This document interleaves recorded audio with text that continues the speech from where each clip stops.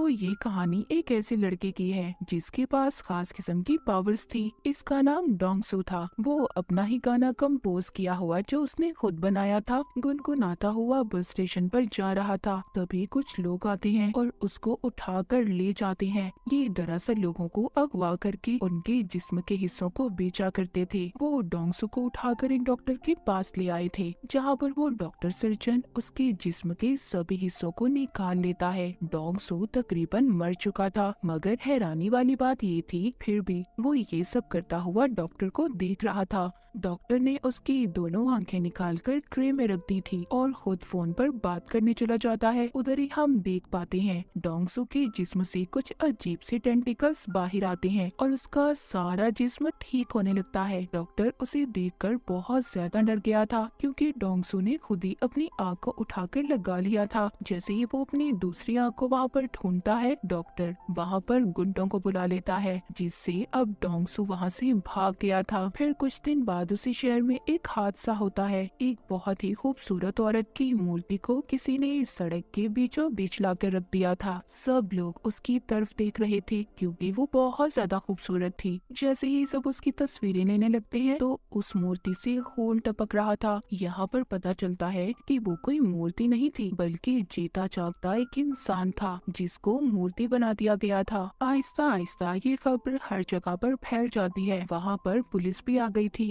Inspector बहुत देर तक उसकी इन्वेस्टिगेशन करवाते हैं, जिसमें उन्हें पता चलता है कि उसमें पी और एल नाम के दो सिंबल्स हैं। वहीं पर हम डोंगसू को देखते हैं, जिसने अब अपनी एक आंख पर पट्टी बांध ली थी और अपनी दुख भरी जिंदगी जी रहा था। एक रात बैठा हुआ जब वो अपने ही बनाए हुए गाने की प्रैक्टिस कर रहा था, तो अचानक से उसकी आंख में दर्द होने लगा था। जो आंख उसकी गायब थी, उसको अचानक से एस्ट्रोलॉजी नजर आती है, जिसमें वो बिल्कुल वही लफ्ज देखता है जो उस मूर्ति के जिस्म पर बना हुआ था। उसको और भी बहुत सारी चीजें नजर आती हैं, जिससे ये पता चलता है कि डोंगसू की आंख किसी दूसरे आदमी के पास है। तभी डोंगसू ये सब देख पा रहा था जो वो आदमी कर रहा था। अगले दिन डोंगसू अपने काम पर जाता है, जो एक कबाड़ खाना था। तभी वहाँ पर कुछ लोग आते हैं जो उसके दोस्त को बहुत मार रहे थे। डोंगसू अपने दोस्त की मदद करने की कोशिश करता है, पर बेचारा खुद ही मार खा लेता है। उन्हीं में से एक आदमी डोंगसू को मारने के लिए चाकू निकालता है, पर डोंगसू उससे लड़ाई करता है और इसी उसमें बेचारे डोंगसू का कान कट जाता है, जो कि जमीन पर गिर गया था। ये देखकर सभी वहाँ से भाग जाते हैं। अब जैसे ही वो वहाँ से जाते हैं, डोंगसू अपना कान उठाकर अपनी अजीब खास किस्म की पावर्स ताकत से अपने कान को जोड़ लेता है। उधर ही वो लोग भी अब डोंगसू को ढूंढ रहे थे जो जिस्म के हिस्से बेचा करते थे। उन्हें पता चल चुका था कि डोंगसू का जिस्म और उसका एक एक हिस्सा बहुत खास है, क्योंकि उसे जितना भी जख्मी कर लो, काट लो, वो खुद ही जुड़कर ठीक हो जाता है। और ऐसे जिस्म की मार्केट में लाखों करोड़ों में कीमत है। लड़ाई खत्म होने के बाद डोंगसू अपने घर जाता है, जहाँ बैठा वो अपने गाने की प्रैक्टिस कर रहा था, मगर उसको गाने के लिरिक्स सही तरह से याद नहीं थी। वो दोबारा से सुनकर प्रैक्टिस करने लगता है। तभी उसको विजन, एक ख्याल आता है। उसको उसी आदमी का ख्याल आ रहा था जिसके पास डोंगसू की दूसरी आँख थी। वो भी बैठा उसी का गाना सुन रहा था। तभी डोंगसू की आँख में दर्द होने लगता है, जिसके बाद डोंगसू ये फैसला करता है कि वहीं पर दोबारा जाएगा जहाँ पर उसे ले जाया गया था और अपनी आँख को ढूंढ लेगा। मगर वो लोग उसको पहचान लेते हैं जो उसके पीछे पड़े थे। वो उसको पकड़ने की कोशिश करते हैं। वो उनसे बचकर भाग रहा था, पर तभी उधर ली नाम की लड़की आकर उसे बचा लेती है। ली कहती है, मैं जानती हूँ तुम डोंगसू ही हो ना। जिसके बाद वो उसकी टांग पर अपना चाकू निकालकर एक कट मारती है और वो देखते ही देखते खुद ही ठीक हो जाता है। डोंगसू ली से बचकर वहाँ से भाग जाता है।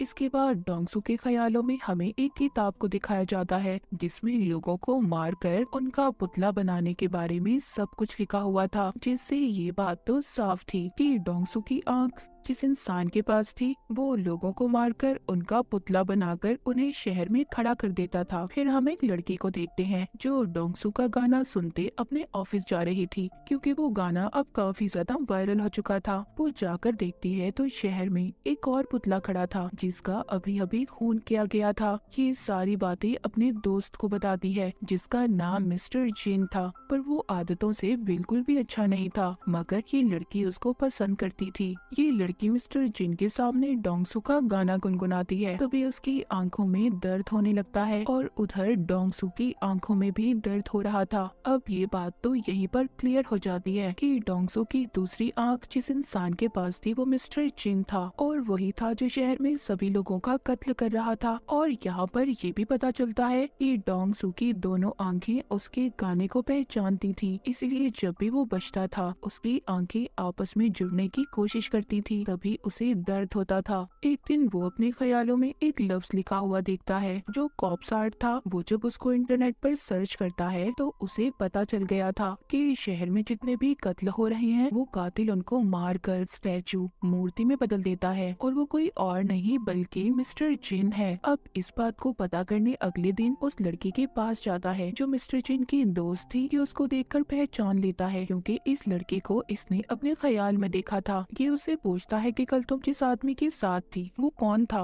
वो लड़की इसको कुछ भी नहीं बताती और डरकर चली जाती है। उसे ऐसा लग रहा था कि ये उसको छेड़ रहा है। अब डोंगसू किसी बात के बारे में भी नहीं जानता था। उसको तो ये भी नहीं पता था कि कातिल दिखता कैसा है। डोंगसू अब एक एस्ट्रोलॉजर के पास जाता है और उसको उन सिंबल्स जो उसने देखे थे और उन तारीखों के बारे में बताता है जब खून हुए थे। एस्ट्रोलॉजर उसको बताती है कि सब आपस में जुड़ी हुई चीजें हैं, इन सब को मिलाकर कल की तारीख भी मिलती जुलती है। मतलब डोंगसू ये बात तो समझ गया था कि कल भी खून होने वाला है, पर कब कहा ये बात वो नहीं जानता था। उधर ही वो लड़की जो मिस्टर जिन को पसंद करती थी उसकी दोस्त भी थी। वो उसके घर जाकर यहाँ वहाँ घूमने लगती है जिससे उसे वो किताब मिल जाती है जिसमें मरे हुए लोगों को पुतला कैसे बनाना है सब लिखा था। उसको भी ये बात पता चल चुकी थी कि जितने भी कत्ल हुए हैं उन सब के पीछे मिस्टर जिन का हाथ है। अगले ही दिन दोबारा से शहर में पुतला खड़ा था। जब सब उसको देखने जाते हैं उधर वो लोग भी थे जो डोंगसू के पीछे पड़े हुए थे। वो उसको देख लेते हैं और पकड़ने की कोशिश करते हैं, उसको मारने वाले थे। तभी उधर लिया जाती है जिसने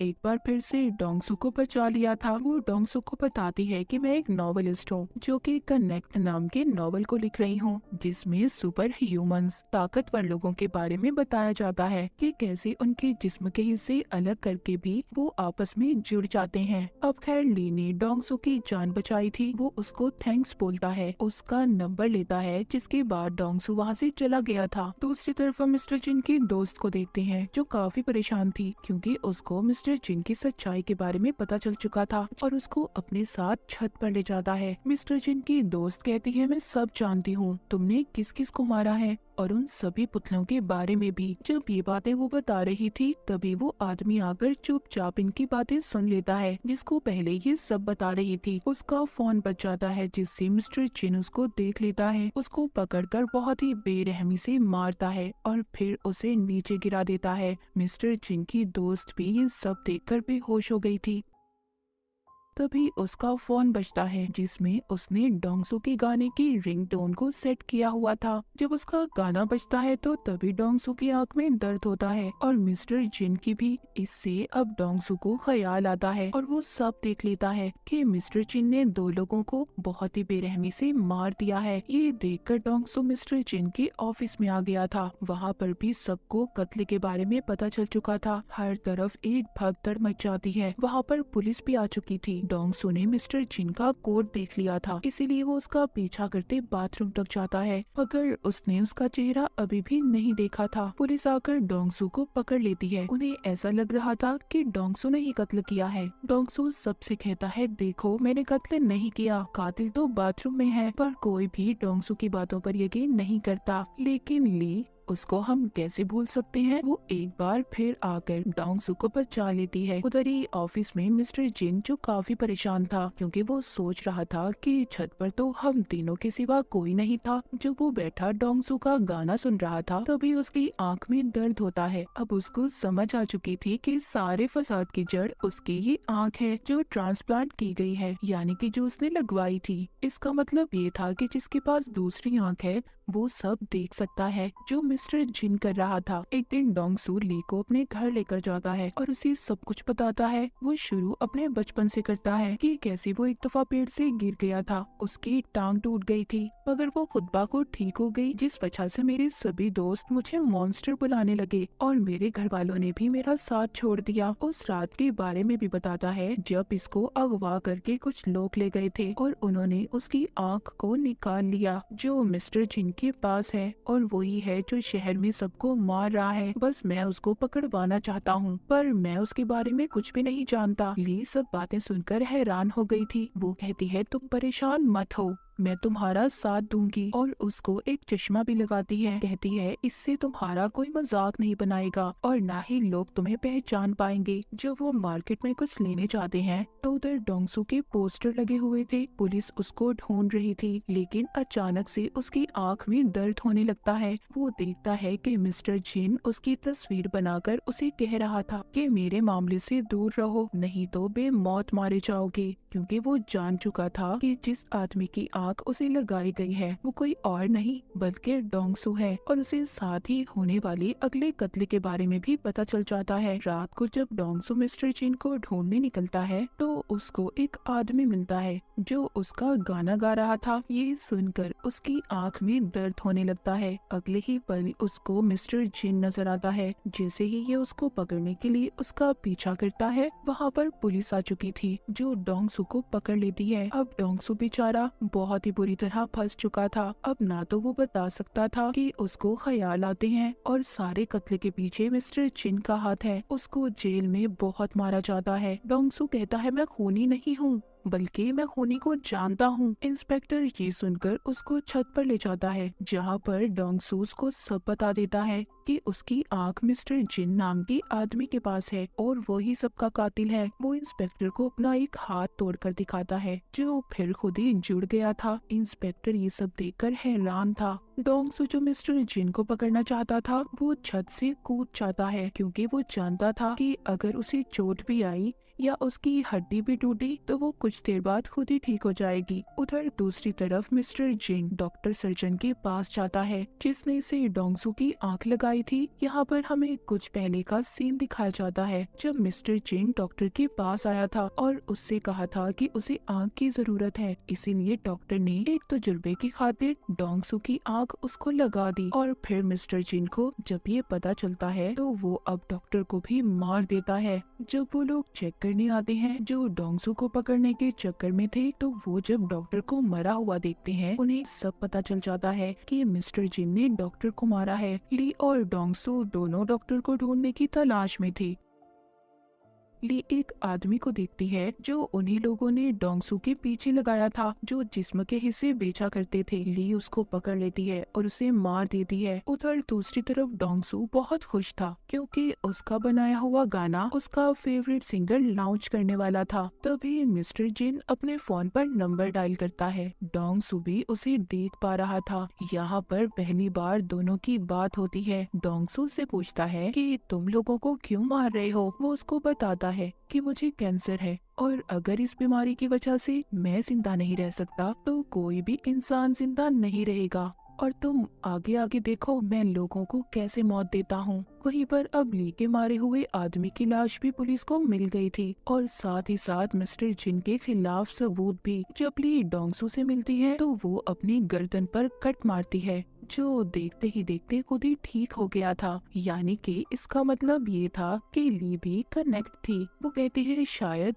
हम जैसे और भी लोग होंगे। दूसरी तरफ मिस्टर जिन डोंगसू जैसा बनकर उसी सिंगर के पास चला जाता है जिसने डोंगसू को बुलाया था। उस सिंगर को वो मार कर अगवा कर लेता है और साथ ही डोंगसू को धमकी देता है कि अगर रात तक वो उसके पास नहीं आया तो वो सिंगर को मार देगा। पर वो लोग डोंगसू को पकड़ लेते हैं जो उसके पीछे पड़े थे, जो ऑर्गन्स यानी कि जिस्म के हिस्सों को बेचा करते थे। ली उसे कहती है तुम जाओ, इन्हें मैं संभाल लूंगी। ली उन गुंडों का मुकाबला करती है, पर जब एक एक आदमी उसके चेहरे पर कट मारता है जो खुद ही ठीक होने लगता है। ये देखकर वो लोग बहुत खुश हो गए थे कि पहले तो सिर्फ वो डोंगसू ही था, पर अब ये लड़के भी जिन्हें बेचकर ये बहुत सारे पैसे कमा सकते थे। लेकिन देखते ही देखते ली उन पर भारी पड़ रही थी और वहाँ से भाग जाती है। उधर पुलिस को भी मिस्टर जिन के खिलाफ सारे सबूत मिल चुके थे। उनको पता चल चुका था कि मिस्टर जिन डोंगसू बनकर घूम रहा है। डोंगसू भी उस जगह पर पहुँच गया था जहाँ पर मिस्टर जिन ने उसे बुलाया था। वो ये बात भी जानता था कि मिस्टर जिन को लड़ना नहीं आता, वो तो सिर्फ लोगों के डर का फायदा उठाकर उन्हें मारता है। तभी मिस्टर जिन आकर उधर गैस छोड़ देता है जिससे डोंगसू बेहोश हो गया था। वो उसको उठाकर अपने साथ ले जाता है। उधर ली भी एक मॉन्स्टर के पास गई थी और उसे कहती है कि तुम्हारे जागने का वक्त आ चुका है,